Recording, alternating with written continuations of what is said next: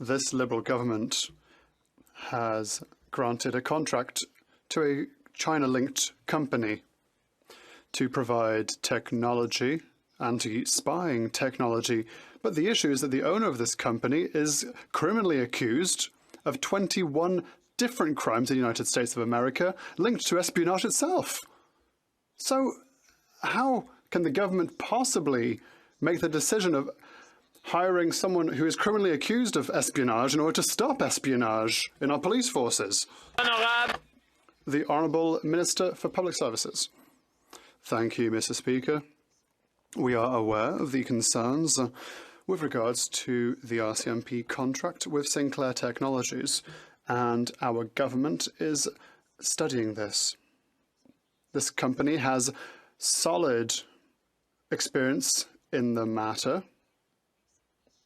It provides services based on requirements established by the different departments. We will take all measures necessary to protect our infrastructure. Thank you, Mr. Speaker. The Honourable Leader of the Opposition.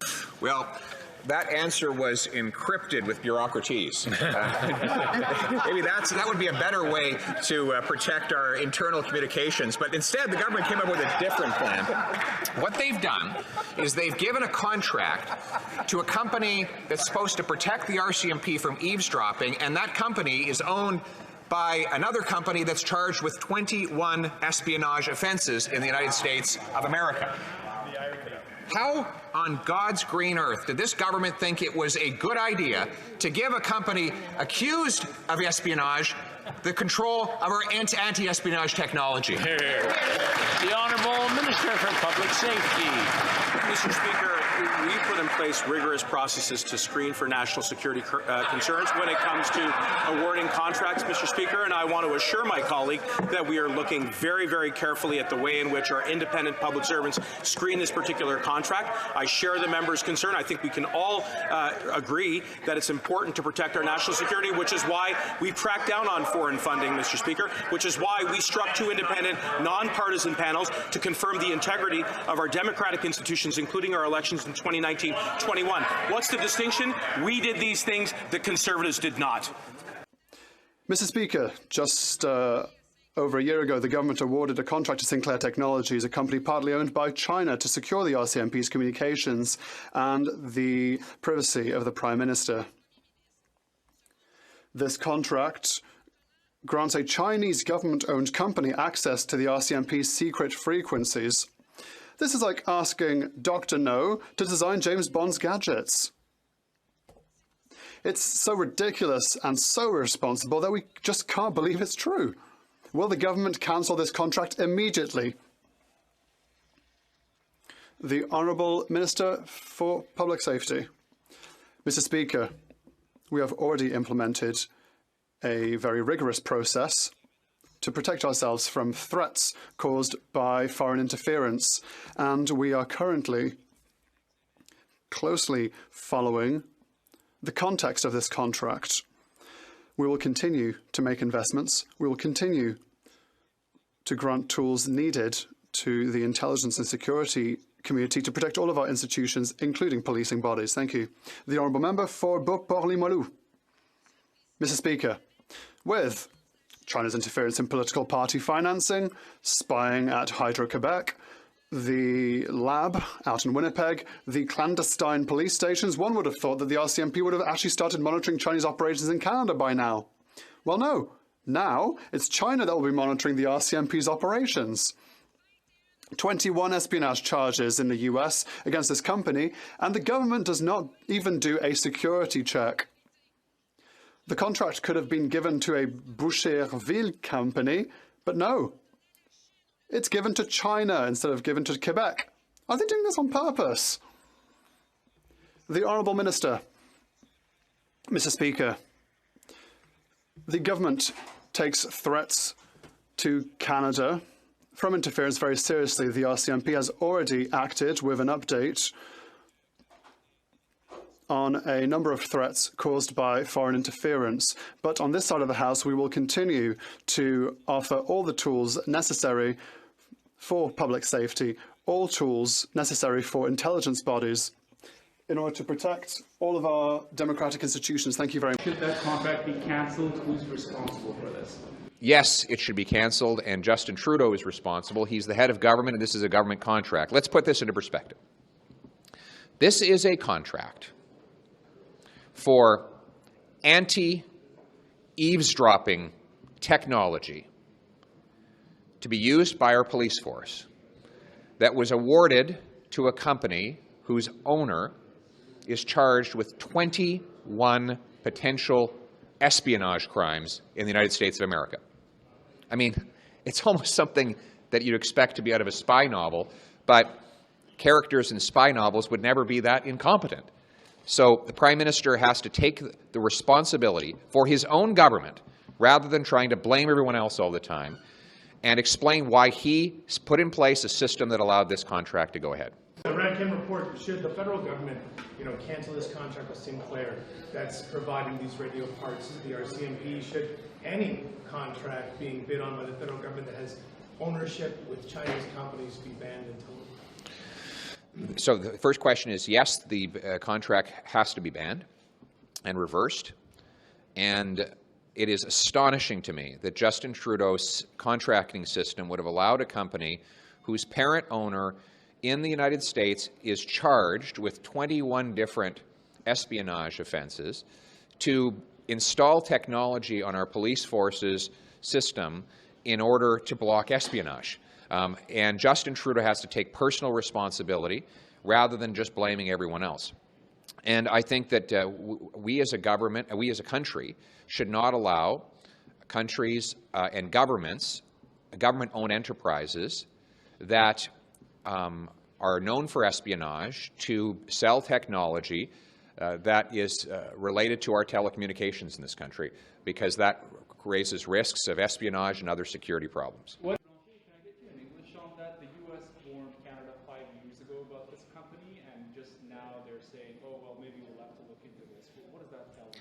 I'm a little bit tired of hearing this government pretending to be strong in front of China, while it is so weak, without a spine. The Prime Minister cannot say he didn't know. His job is to be the biggest boss around, and he's supposed to know. And there have been flags being raised from the United States about this contract, and still RCMP and the Prime Minister and the government went on with this major threat to Canadian national security. There is this biodiversity conference in Montreal now, and Canada's co-hosting that with China. So do you think they're just walking on eggshells here and speaking softly because they don't want to upset what's going on there? There might be some very correct people from China walking our streets, but being influenced or manipulated or intimidated by the Chinese government. I do believe very sincerely that all Chinese people that came to Quebec or Canada went to live in a democracy with a feeling of safety, and that the extent and the ability of China to project its power with malevolent intentions is a serious threat, and the government has to face it strongly. So there is a story about the RCMP doing a contract with a Canadian company that is owned by a Chinese company that has state involvement, and it's to supply RCMP radios. So they have to share their frequencies, for example, of the PM security detail and so on, with this Chinese-owned company. What are your thoughts on that? This is incomprehensible that a government that says that it's taking national security seriously. Just last week, they came out with significant announcements that said that they were going to get serious about Canadian security. This violates every reasonable thought that any person would have when it comes to national security. We know that there has been efforts by Beijing officials to intervene in terms of our elections, in terms of our security forces, in terms of our business. The government is now bringing that into the RCMP. It's unimaginable. It's unthinkable. So what should happen with that contract and with any technology that's already been provided? Well, it should immediately be under review. I believe that there is absolutely no ability for the government to get any assurance that they should trust, and all that technology should be stripped out. The contract should be thrown away, and the government needs to get serious about national security. And so, in terms of not repeating this kind of mistake in the future, what kind of action would you like? Well, I'd like the government to actually get serious about national security. When they see a Beijing-connected telecommunications firm that's looking to contract with security officials here in Canada, I think that should be a warning sign, and the contract shouldn't even be considered. Okay, thanks. Could you share with your colleagues a little point? We are often asking questions that they would like to answer, but they don't stop long enough to listen to us, you know? Right on. Okay, thanks. Perfect. Thanks. Good morning. I wanted to talk about the radio contract. Yeah. Okay, so first of all, what do you make of the fact that the contract was signed in the first place with a Chinese government-affiliated company? Yeah, it's really unbelievable. The government has verbally tried to suggest that they understand some of the risks associated with national security vis-a-vis the Chinese Communist Party, but there is a consistent pattern of their actions completely contradicting their words. In their actions, the government is totally oblivious to these security risks, and it's part of a pattern. We saw with nuke tech and the deal with embassies that was proposed. We see now with this. It is unbelievable to me that the government still isn't seized with the risk involved here. So it's very shocking. At the same time, it is consistent with the way this government has behaved for a long time. And what do you think should happen with both the contract and with any equipment that's already been purchased?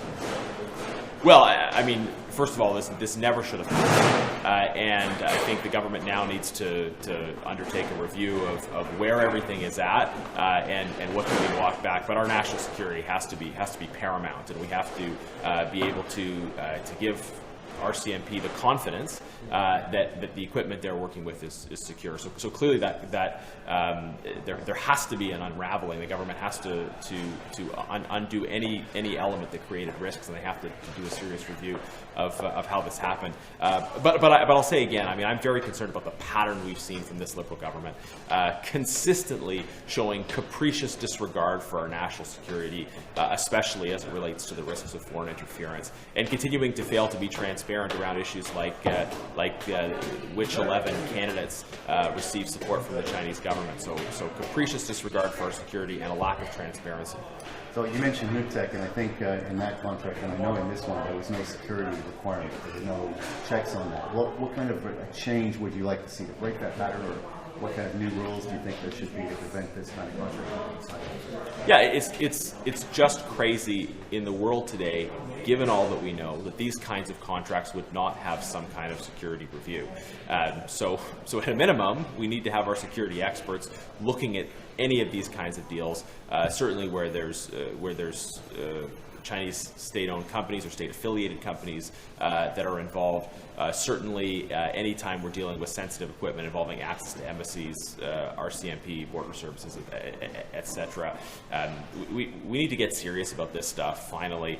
The government's shifting some of the words around, but they continue with this pattern of outrageous disregard for our national security. It's unbelievable, and we need to really see serious practical changes from the government. And the last question, you know, this story was broken by Radio Canada, which found out about this particular contract, this particular equipment. Are you concerned that there might be other things out there already installed, like what we saw in the embassies, like what we see with these radios, but that has not yet been reported on, but are somehow diverting information to China? Absolutely. I would be very concerned about the fact that we're only seeing the tip of the iceberg here. We see a pattern in many areas where there is this lack of regard for our national security, a seeming lack of awareness of the long-standing significant threat from foreign state-backed interference in this country.